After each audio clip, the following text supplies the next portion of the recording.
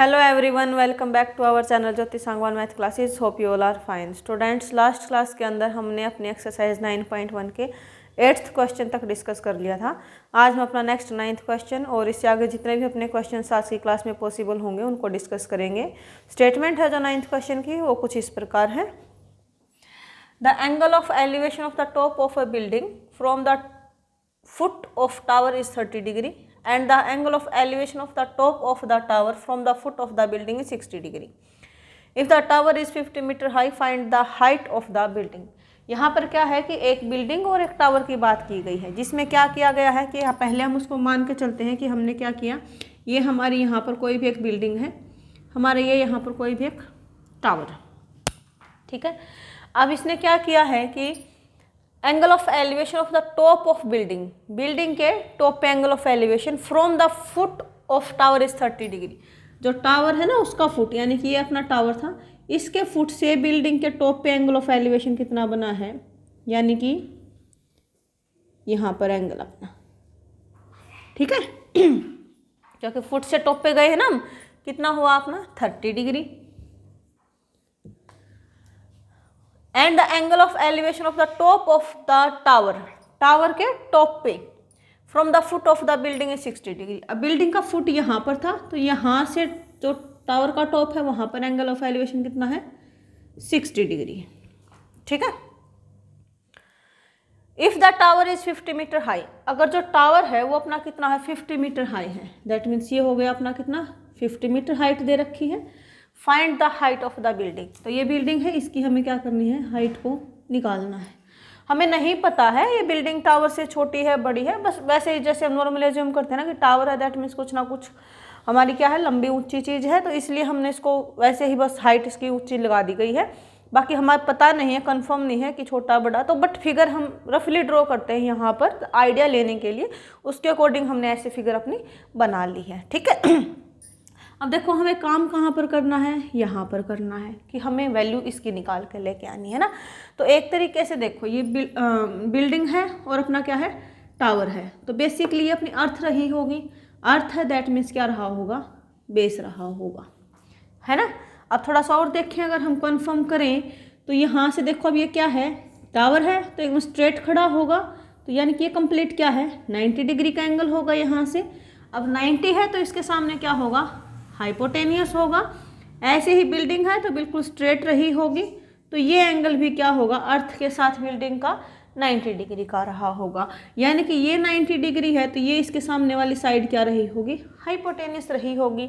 जाहिर सी बात है, तो ये क्या रही होगी, परपेंडिकुलर, और ऐसे ही ये भी क्या रही होगी, परपेंडिकुलर रही होगी, है ना. अब हम क्या करेंगे, इसकी नेमिंग डाल लेते हैं, A B C D, ठीक है.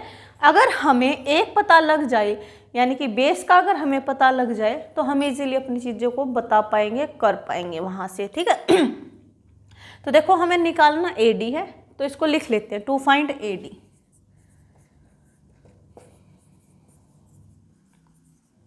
क्या करना है, हमें AD को फाइंड करना है, जो कि क्या रहेगी अपनी हाइट ऑफ बिल्डिंग. अब जो चीज़ें हमारे पास गिवन में है, क्या है गिवन में, BC height of the tower हमें दे रखी है, BC जो कि क्या है अपनी हाइट ऑफ टावर है. ये हमें कितनी दे रखी है, 50 मीटर दे रखी है. अब देखो इसको निकालने के लिए बेसिकली हमें किसकी नीड रहेगी, B की रहेगी. क्यों, क्योंकि देखो हम लिखते हैं पंडित बद्री प्रसाद हर हर बोले, है ना.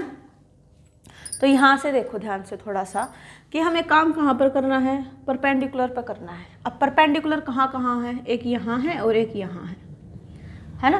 तो वेट एक सेकंड,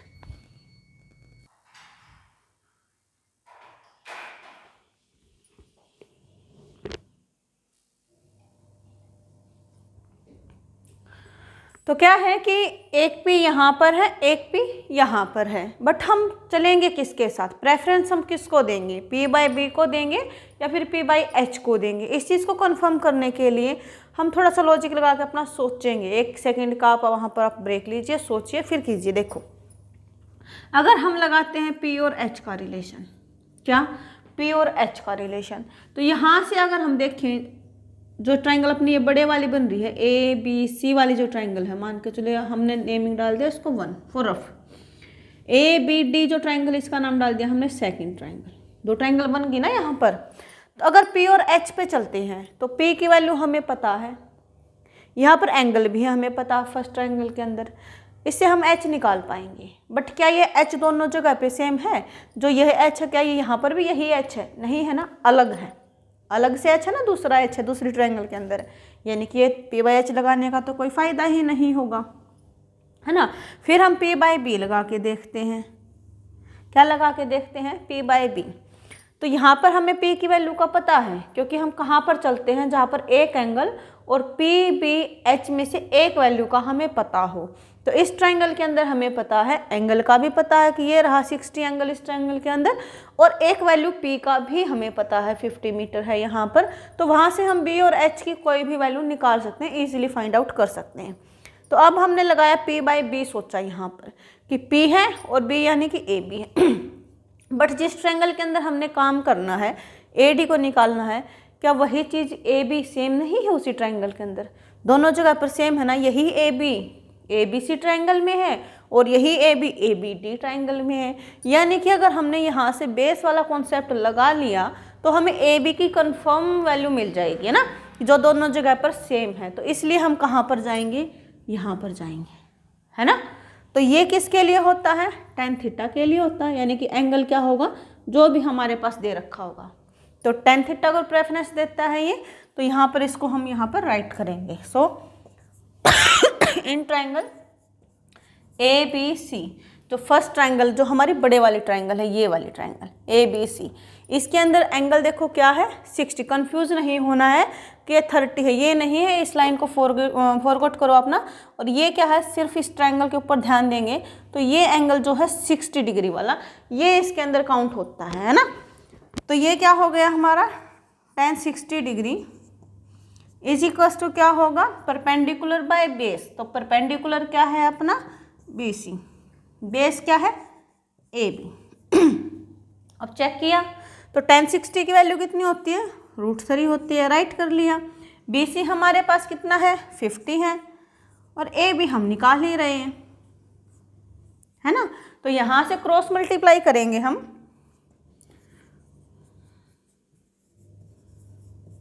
क्रॉस मल्टीप्लाई, तो क्या मिलेगा, √3AB is equals to 50। But हमें अकेला AB लेके आना, √3AB की नीड नहीं है, तो हम क्या करेंगे, √3 मल्टीप्लाई में है, इधर आके हो जाएगा डिवाइड में। तो जो AB है वो हमारा कितना हो गया, 50/√3।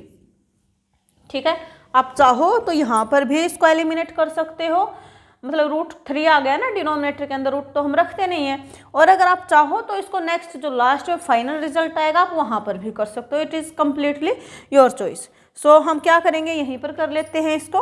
तो मल्टीप्लाई की √3 के साथ और मल्टीप्लाई की √3 के साथ, ठीक है, रैशनलाइजेशन ऐसे ही करते हैं। फिर क्या होगा कि 50 की मल्टीप्लाई √3 के साथ तो हो गया 50√3, और √3 की मल्टीप्लाई √3 के साथ तो कितना हो गया 3, यानी कि AB कितना आ गया अपना 50√3/3 मीटर। ठीक है, अब इसकी वैल्यू हमें पता चल गई यहाँ से कितनी, 50√3/3 मीटर। ठीक है, अब देखो बहुत ही इजी हो गया है। अब हमें बेस का पता लग गया ना, और पूछा क्या है हमसे, परपेंडिकुलर पूछा है। तो बेस और परपेंडिकुलर फिर से कहाँ पर हैं, 10 के साथ ही है। तो अब लगाएंगे हम कौन सी ट्रायंगल, जो रिक्वायरमेंट है जिसमें। सो इन ट्रायंगल ABD, ये छोटे वाली ट्रायंगल, अब उसको भूल जाओ, जो है सेकंड ट्रायंगल हमने लिखी थी ABD, यहाँ पर फोकस करो। तो यहाँ पर क्या होगा, अब एंगल क्या है हमारा, ये रहा 30। सो tan 30, क्योंकि P और B का रिलेशन है ना यहाँ पर भी, तो 10 के साथ ही जाएंगे। तो tan 30 क्या हो गया, P/B, P क्या है अपना AD बाय बेस यानी कि AB, ठीक है।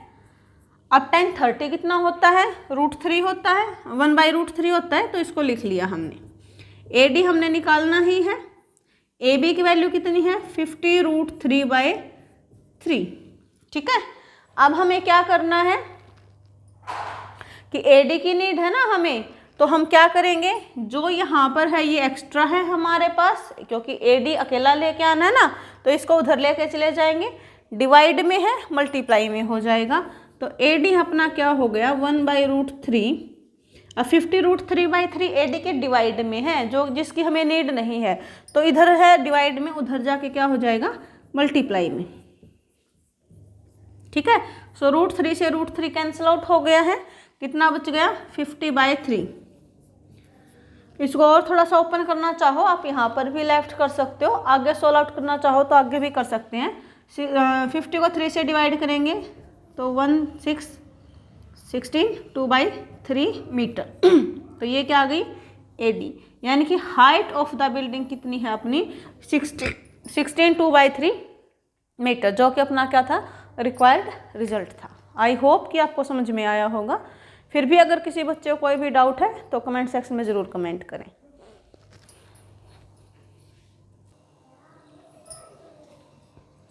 And our next question is 2 poles of equal heights are standing opposite each other on either side of the road which is 80 meter wide।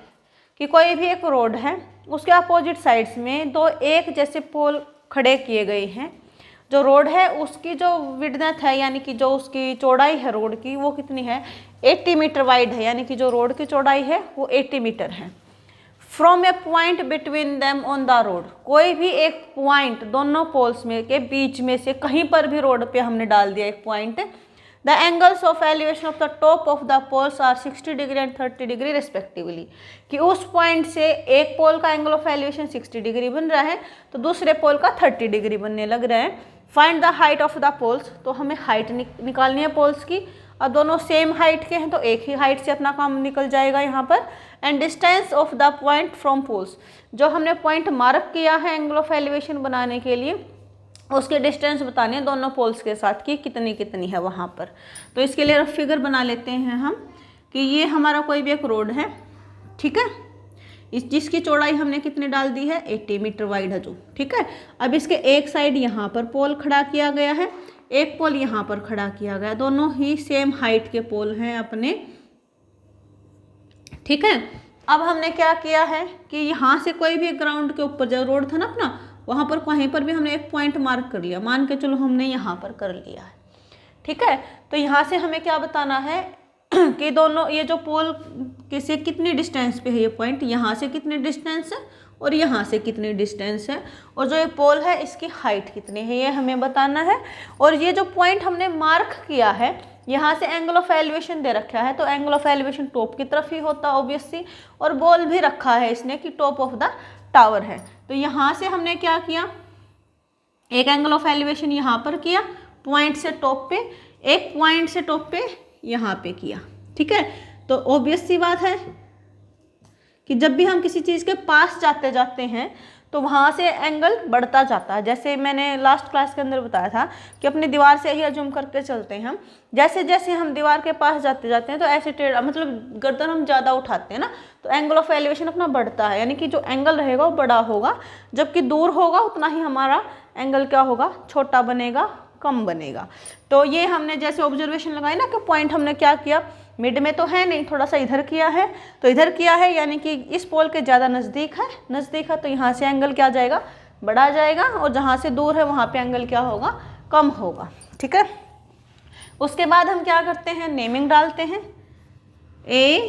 ABCD, और ये जो पॉइंट था इसका नाम डाल दिया हमने E, ठीक है। उसके बाद हमने क्या किया स्टूडेंट्स यहाँ से कि हम क्या लिखते हैं फिर अपना PBP HHB, यानी कि पंडित बद्री प्रसाद हर हर बोले। अब यहाँ पर देखो हमने काम कहाँ पर करना है, पोल है तो सीधी सी बात है परपेंडिकुलर यही होंगे, है ना, और पोल हैं तो 90 डिग्री के एंगल पे भी रहे होंगे। तो इसके जस्ट सामने क्या होगा, अपना हाइपोटेन्यूस होगा।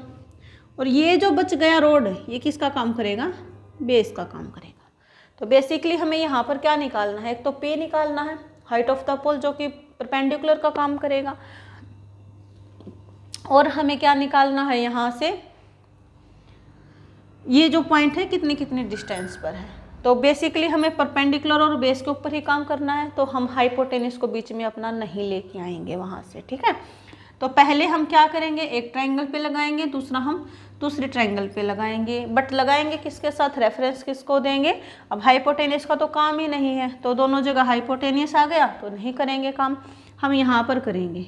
ये किसको रेफरेंस देता है, tan थीटा को देता है, ठीक है। So let's start. I hope कि आपको इतना समझ में आ गया होगा। तो पहले हमने लगाया ADE ट्रायंगल पे। सो इन ट्रायंगल ADE जो ये है, जिसमें 60 डिग्री का एंगल ऑफ एलिवेशन, यहाँ से यहाँ पे हमने लगाया क्या, अब 60 डिग्री एंगल है तो tan 60 ही लगेगा। परपेंडिकुलर बाय बेस, तो परपेंडिकुलर क्या है AD और बेस क्या है AE, ठीक है।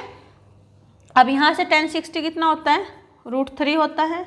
अब यहाँ पर देखो, ना तो हमें AD की वैल्यू का पता है, ना ही हमें AE का पता है, क्योंकि हमें तो कंप्लीट पता है कि A भी 80 मीटर है, बट AE तो नहीं पता ना, 70 मीटर है, 60 मीटर है, 70 मीटर नहीं पता। तो इसको भी एज इट इज रखेंगे हम, ठीक है। अब यहाँ से AD की वैल्यू को हम एक साइड कर लेते हैं, ठीक है। तो AD अपना कितना हो जाएगा, √3 AE, एक वैल्यू निकाल लेना यहाँ से, AE निकालो या फिर AD निकालो, ये आपकी चॉइस रहेगी, बट प्रेफरेंस देना आप AD को, क्योंकि दूसरी ट्रायंगल के अंदर हम BC लिखेंगे, और BC क्या है, AD के इक्वल है, क्या है ये, हाइट ऑफ द पोल्स, क्योंकि इसने पहली लाइन में ही बोल दिया था सेम हाइट के पोल हैं, है ना। तो AD और BC क्या है, सेम है। तो इसलिए हम क्या करेंगे, AD को रेफरेंस देंगे यहाँ पर, कि आप AD को साइड में रख लेंगे यहाँ पर। फिर हमने क्या किया, इन ट्रायंगल BEC, जो ये वाली ट्रायंगल है BEC ट्रायंगल के अंदर, उसके अंदर फिर से क्या लगाएंगे, tan 30 डिग्री लगेगा। So tan 30 is equal to क्या होगा, BC by BE, BC by BE। अब वहाँ से हमने क्या किया, tan 30 की वैल्यू क्या होती है, 1/√3, और इधर क्या है, BC बाय BE। फिर हम क्या करेंगे, BC को एक साइड पे रख देंगे, ठीक है। तो BC कितना हो गया अपना, BE बाय √3, क्रॉस मल्टीप्लाई कर दी, है ना, है ना। अब इसको इक्वेशन नंबर 1 डाल दो, इसको इक्वेशन नंबर 2 डाल दो, as AD is equal to BC, है ना। क्यों है, क्योंकि ये क्या है, हाइट ऑफ द पोल, जो कि सेम हमें दे रखी है, गिवन में है हमारे पास। So from first and second, तो फर्स्ट और सेकंड से हमें क्या मिलेगा, देखो AD BC के इक्वल है, तो बेसिकली हम क्या कर सकते हैं कि एक की जगह पे दूसरे को रिप्लेस कर सकते हैं। तो ये हमारा हो गया AD is equal to BE by √3, क्योंकि AD है वो BC के इक्वल है।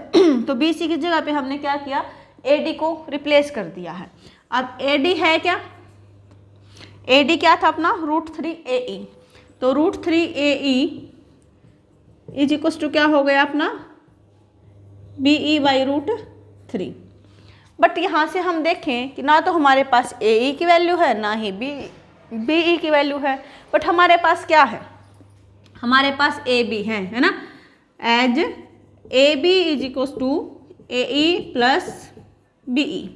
अब यहाँ से आपकी चॉइस है, आप BE को रखो, AB को रखो एक साइड, या AE को रखो, ये आपके ऊपर डिपेंड करेगा। तो AB कितना है अपना, 80 है, minus AE is equal to क्या हो गया, BE, ठीक है। अब इसको आप यहाँ पर पुटअप करेंगे, इसको इक्वेशन नंबर 3 डाल देना।